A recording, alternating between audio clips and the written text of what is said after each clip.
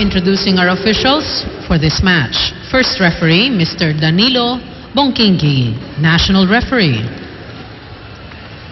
Second referee, Mr. Adrian Tabanyag, International Referee.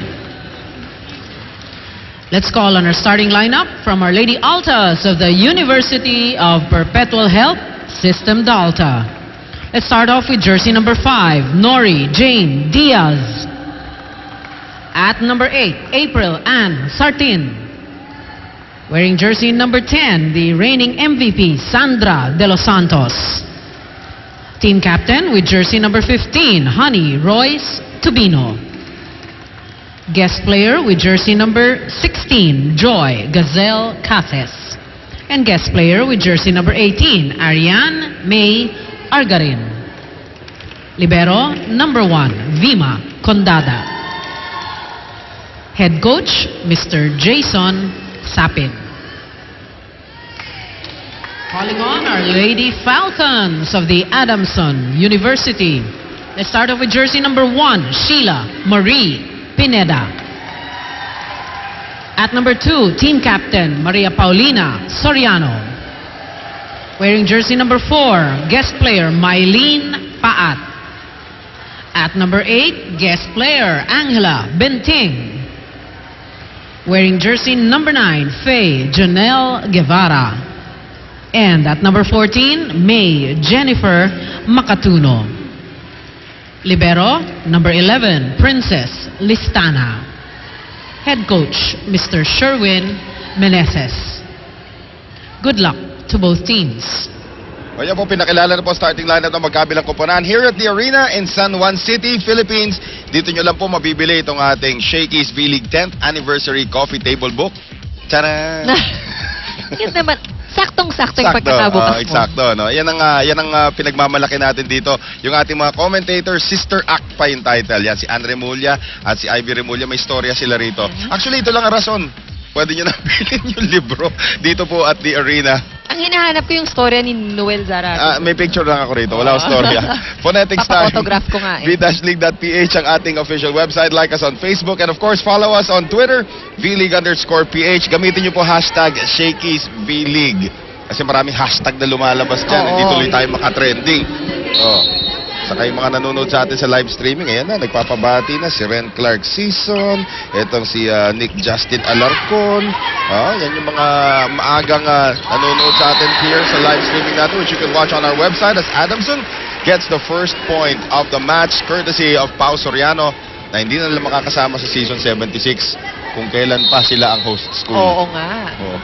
Of course, that is a very big loss. Pero tulad ng sinabi natin kanina, no, if you can develop a player like Pau Soriano, of course, it won't come overnight. Pero kung makakuha ka ng ganyang klaseng talent, it will be a big help. Naalala mo yung sinulat ko tungkol kay Pau Soriano, it's as if Adamson invented a volleyball machine and named her Pau Soriano. Totoo yun, because ang hirap palitan.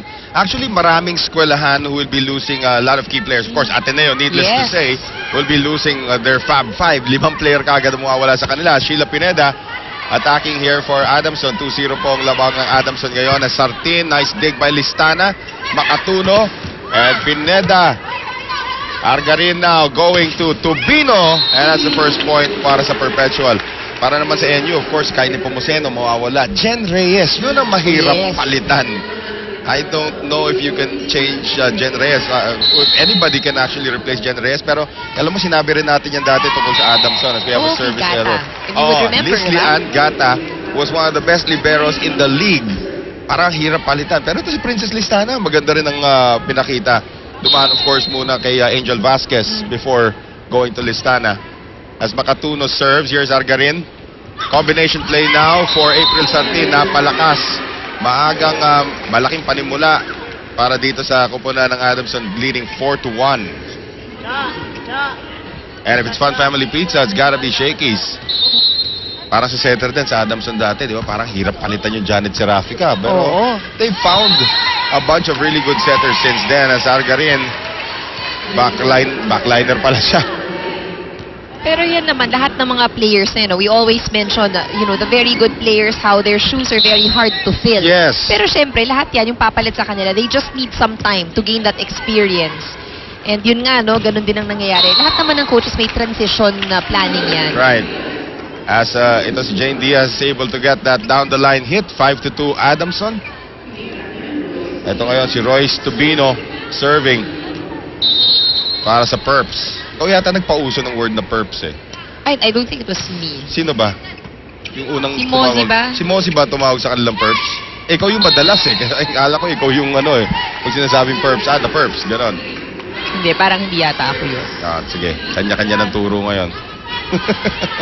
Pero pwede rin. Yeah. For short, di ba? Yeah, biglang inako eh. Yan. Pwede rin, no? For short. 5-3. Behind the Perps. Pineda. That was dug up there by Cases. Sandra, yan na. Alam mo si Sandra, still not in game shape. Pakita mo gaano kapayat pa si Sandra. Well, she's really slim to begin with. Pero mamasil-masil na yan last year eh. So Sandra, the reigning MVP, getting her first point of the game. Isa na lang kalamangan dito ng Adamson. Benting with the dive. Pineda, free ball from Soriano. Diaz, Argarin. At basang-basa ang gagawin doon ni April Sartin ng malalaking blockers led by this 19-year-old from Baguio, si Maylene Paat.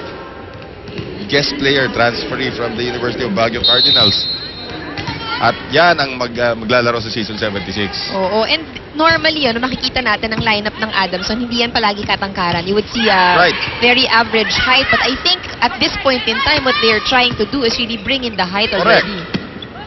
Iba na rin ang sistema, of course, as Jane Diaz misses.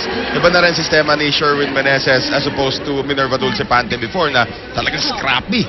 Adamson made it all the way to the finals sa ganung classic scrappy setup. Ito yung klase ng team na pag naglalaro dati, kung kahit gaano kalakas yung team mo, ay, nakakapagod kalaban ng Adamson. Kasi kahit anong palong ginagawa mo, they always, parang for some reason, walang tao, and then the next moment, you will see may depensa pala. Kasi ang bibilis nila. Of course, they had the best setter in the league and also the best libero in the league at that point. Adamson up by 4 ngayon. We will be right back.